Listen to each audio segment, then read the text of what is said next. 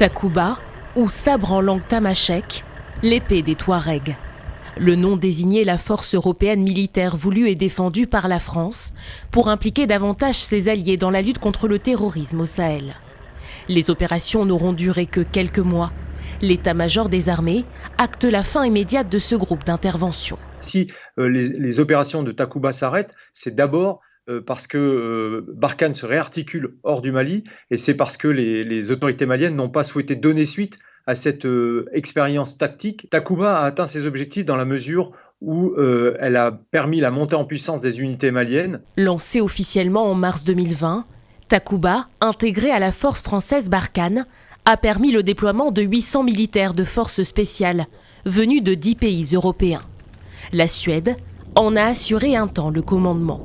Un projet avorté dans un contexte de dégradation des relations entre Paris et le pouvoir malien, sur fond de soupçons de collaboration avec les mercenaires russes Wagner.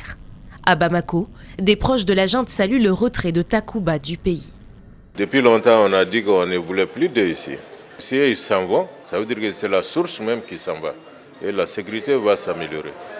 Les forces armées maliennes devront désormais assurer seules la sécurité de la population. Sont-elles suffisamment équipées et préparées? Certains spécialistes en doutent.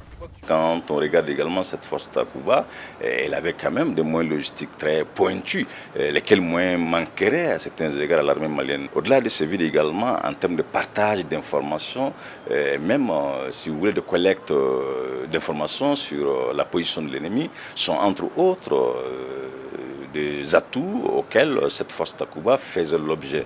L'arrêt des opérations Takuba intervient au même moment que le redéploiement de l'opération Barkhane.